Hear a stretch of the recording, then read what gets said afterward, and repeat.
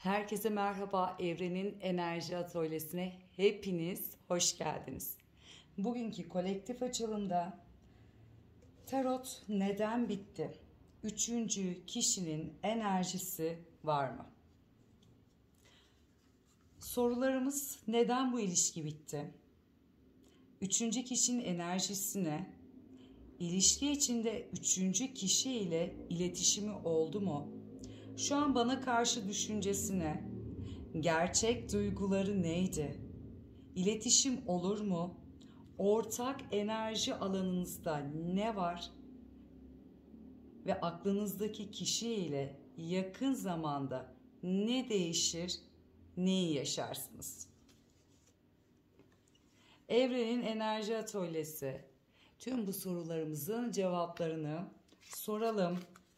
Siz de lütfen aklınızdaki kişiye niyet edin. Buradaki kolektif açılımda umarım size rehberlik eder. Tek yapmanız gereken sadece niyet edip enerjinizi yollamanız.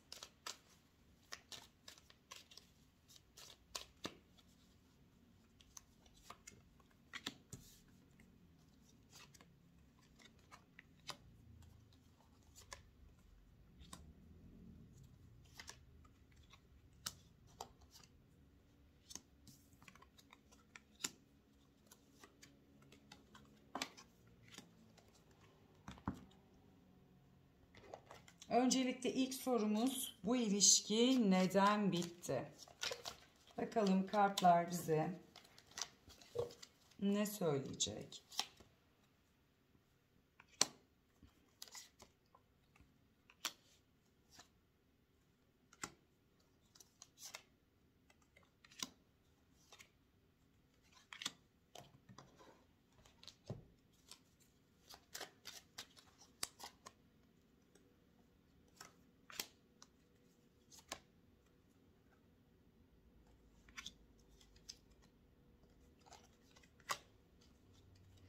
Öncelikle buradaki ilişki bitme enerjisi, karşı tarafın düşüncesinde daha önceden aslında bununla ilgili düşüncesi varmış. Ne buradaki düşünce? Baskılanma enerjisi.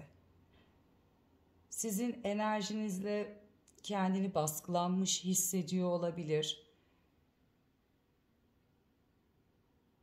Ya da burada kaygı ve korku, savaşmak istemeyişi. Savaş nedir burada? Bu ilişkinin içinde ileriye dönük, tamamlanma, kök salmak. Belki nedir burada, bir üst seviyeye geçmek adına açıkçası burayla ilgili kaygı, korku, cesaretinin olmayışı. Yani pes etmek, savaşmamak.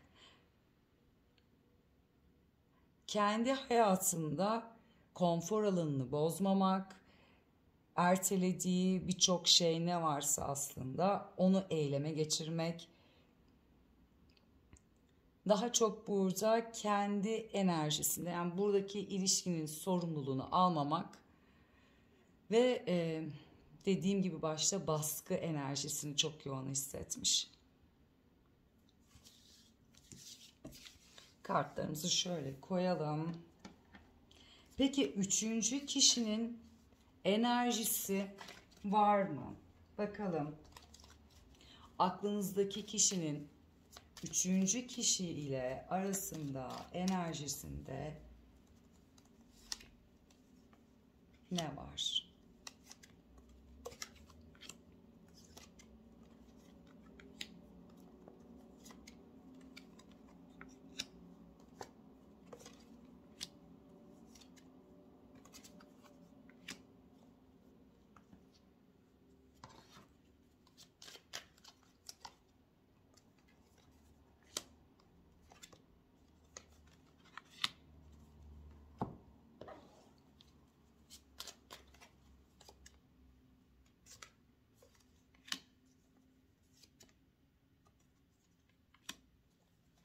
Burada üçüncü kişinin enerjisi var.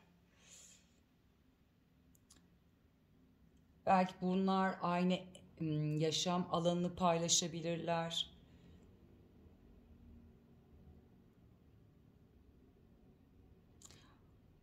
burayla ilgili daha ciddi böyle dönüşüm enerjisini gösteriyor. Tamamlanma enerjisini gösteriyor. Büyük adımlar, kendini sizin bulunduğunuz ilişkide, enerjide aslında göstermediği gücü gösteren bir enerji oluşmuş. Sonrasında böyle büyük adımlarla ve isteyerek, kendi enerjisini koyarak bir şeyler olması için ya da olan bir şey varsa buraya dönüştürmek adına çaba gösterdiği gözüküyor. Sonrasında kartlarda gördüğünüz gibi şöyle mutsuzlaşıyor. Çünkü bu güçlü kısmı yorgun bir enerjiye aslında bırakıyor. Nedir burada? İşte belki tekrar yansımalarını görüyor. Özgürleşmek isteyebilir. Kendi enerjisini tekrardan kendi kaynağına bağlanmak isteyebilir. Aslında eyleme geçiyor ve bir şeyler yapıyor ama sonrasında vazgeçen bir enerji var.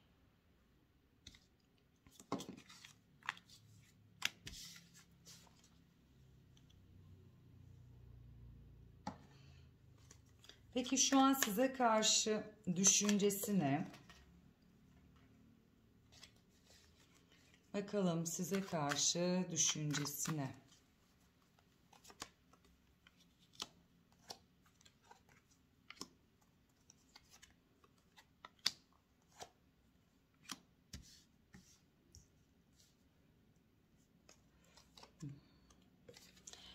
Daha önce aranızda geçen iletişimde tartışma olduysa burayla ilgili aslında kendine yük bindirmiş. Nedir? Önünü görememiş. Burada bir öfke enerjisi var. Sonrasında arkasına dönüp aslında kendini merkezine alan, duygularını öne çıkartan, ilerlemek isteyen bir enerji var. Bakalım peki sonra düşüncesinde sizde ne oluşmuş?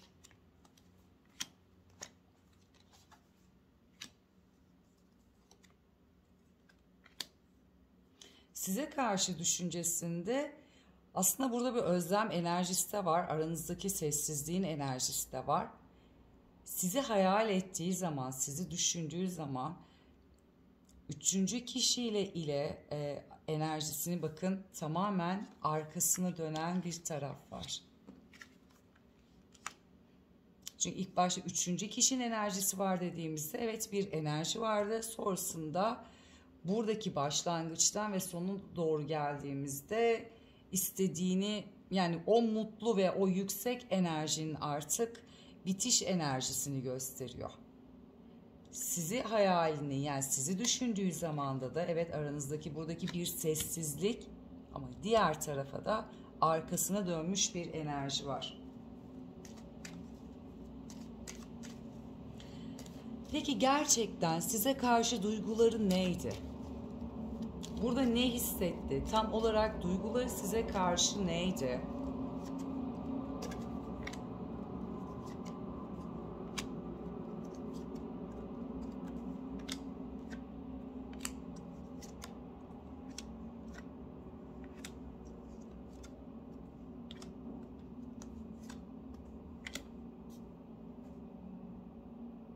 Buradaki duyguları aslında sizinle bir arada mutlu olma enerjisi, duygu enerjisinde vardı. Aslında bir süreç de olabilirdi bunun için, bir zaman da olabilirdi. Ya da burada ilk başta baskı enerjisi çıktı. Belki bu baskının enerjisinden de biten bir enerji de olabilir aranızda. Güçlü duran bir, savaşan bir enerjisi de varmış. Sonrasında aslında size karşı daha küçük adımlarla yani biraz böyle gizli saklı, kendini saklayan bir enerjide olmuş. Daha çocuk enerjisinde nedir? Siz bir şey sorduğunuzda ya da cevap alamamışsınızdır, geçiştirmiştir ya da karşı yani sizi suçlu pozisyonu düşürmüştür ama tamamen burada bir kurnazlık, buradaki olayın arkasında aslında kendini diğer tarafa gösterme, üçüncü kişi olabilir, sosyalleştiği olabilir. Yani dışa dönük kendini gösterme enerjisi çok yoğunmuş. Size burada daha böyle çocuksa bir enerjiyle gelmiş. Ama ilk başta evet bir kararlıymış, bir şeylerin olmasını da aslında istemiş sizinle. Bakalım. Peki iletişim olur mu? Buradaki iletişim yoksa bu ilişkide iletişim ne olur? Ya da mesafeli bir iletişim varsa ya da kopuk bir iletişiminiz varsa gerçek anlamda size karşı iletişimi ne olur? Şöyle kartlarımızı alalım.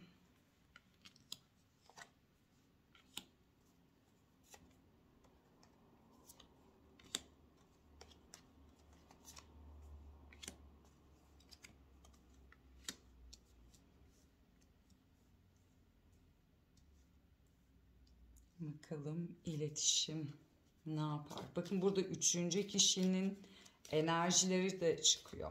Yalnız burada bir değil birden fazla bir iletişim söz konusu olabilir hayatıyla ilgili. Sosyal medya olabilir ya da görüştüğü ya da hayatında biri olabilir. Bakın birden fazla buradakine aslında denge sağlamayı isteyen kendince biri. Bir insanın buradaki enerjisi sessiz, diğeri haber bekliyor. Geçmişle ilgili aslında kopamadığı bir enerji. Burada güçlenmeyi bekleyen bir enerji daha var aslında. Peki buradaki iletişim ne olur size karşı?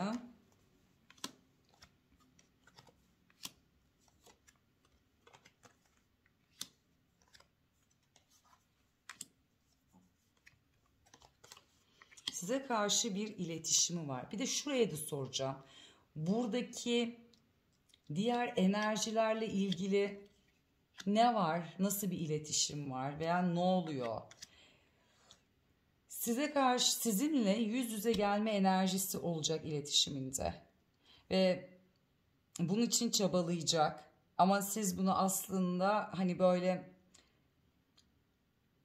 o çabayı değil de daha havada, daha öylesine bir belirginlik olur yani merhaba ya da sosyal medyadan size bir iletişim sağlayabilir ama bunun arkasının aslında cesaret edip o noktaya gelene kadar bir şeylerle savaşmış kendiyle olacak. Buradaki olan şey de o iletişimin nedeni de size karşı aslında özlem duygusu var. Burada bir duygu var aslında. Bu duyguyu bir tarafı size karşı göstermeyen bir enerji de var. Ama sizinle yüz yüze gelme isteği çok yoğun.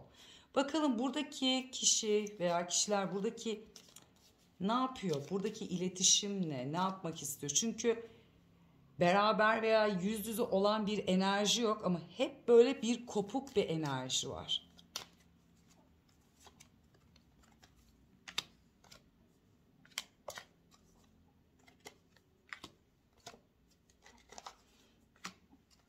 Evet, diğer üçüncü kişi ya da kişiler diyelim iletişim konusunda aslında adım atıyor. Nedir? Kendi dünyasıyla ilgili tamamlanmak, güçlenmek adına sonrasında bir anda iletişimi kesip ketumlaşıyor, ikilemde kalıyor. Eylemsel gibi görünüp aslında geri adım atan yani sorumluluktan kaçan ve devam etmeyen enerji var. Çünkü burada da evet birden fazla kişi var. Bakarsanız yüz yüze değil aslında. Hani bekleyen enerji. Sanki iletişim bir adım atmış ama bu şekilde geri durmuş.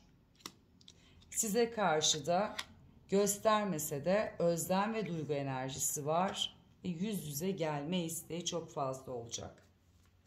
Yani bir iletişim sağlayacak sizinle. Peki ortak enerji alanınızda ne var? Ortak enerji alanınızda ne var?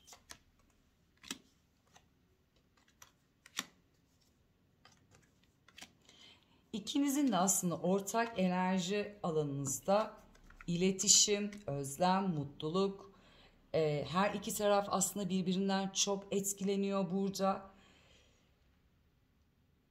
Sizin hissettiğiniz o duygu ne varsa aslında karşı tarafta da aynı şekilde size karşı o duyguları var. Aynı ortak enerji alanına sahipsiniz. Peki aklınızdaki kişiyle yakın zamanda ne değişiyor ve ne yaşıyorsunuz? Burada ne oluyor? Bu kopuk enerji birleşir mi? Ne yaşarsınız, neyi görürsünüz burayla ilgili? Burada bir denge oluşuyor sizin için. İletişimden sonra ortak enerji alanınız zaten aynı, tamamlanmak, birbirinizden etkilendiğinizi hissettiğiniz ve yaşadığınız bir enerji de var. Tekrar bu biten enerjiyi, ilişkiyi aslında hareketlendirme enerjisi de var. Çünkü karşı tarafın baktığımızda üçüncü kişilere karşı olmuş ama geri çekilmiş bir ketum enerjisi var. Evet, bir üçüncü kişiyle sizde bittikten sonra ya da varken bir iletişimi ya da içinde olabilir. Buraya başlatma enerjisiyle aslında aynı anda sonrasında yine biten bir enerji oluşmuş. Size karşı da etkilendiği ve imparatorça olarak çıktınız. Yani sizin enerjinizin aslında etkilenen biri var.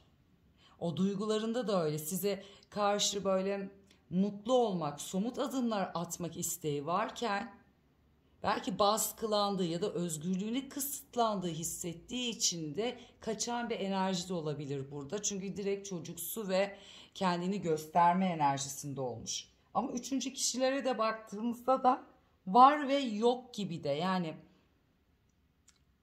anın ya da o enerjisiyle iletişime girip ya da kendini gösterip geri çekilen bir enerji var. İlerlemeyen bir şey var burada. Sizin için de açacağım. Sizin peki şu an düşünceniz ne dediğimizde?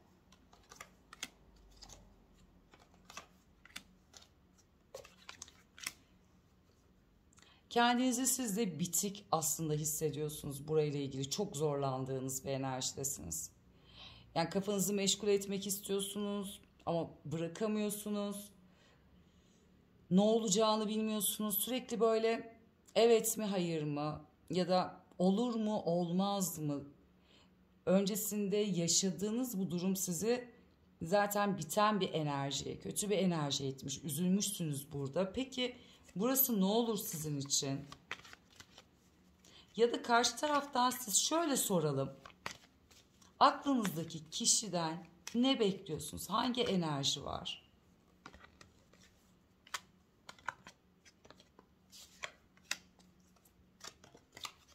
Aslında iletişim bekliyorsunuz. Bakın.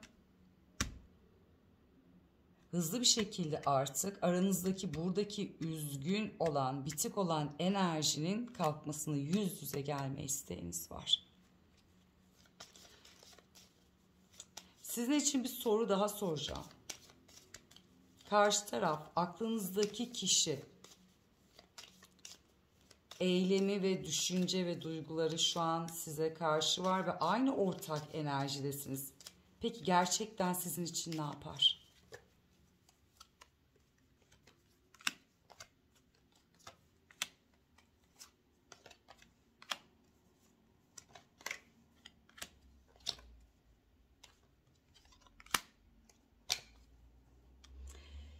Güzel geldi kartlar. Bu soruyu bir anda aklıma geldi yalnız. Yani hani Bu durumu görünce peki hani bunları düşünüyor ya, ne yapar dedim. Yani yapar mısın sen gerçekten? Yani hani ne olur dediğimizde evet, aslında o mızmız, melankoli ya da işte özgürlüğüm diyen, işte sıkıştığı zaman kaçan enerjiyi aslında bırakır. Tamamen tam böyle kararlı, mantıklı, ne istediğini bilen, tüm duygularıyla aşıklar, sizinle bir arada olma enerjisiyle, nedir bu, bir kutlama olabilir, bir yerlere gitme ya da arkadaşlarınızla, yani sizinle eğlenme, hani o enerjide olma isteği çok fazla olurmuş. Ve en önemlisi değnek ası.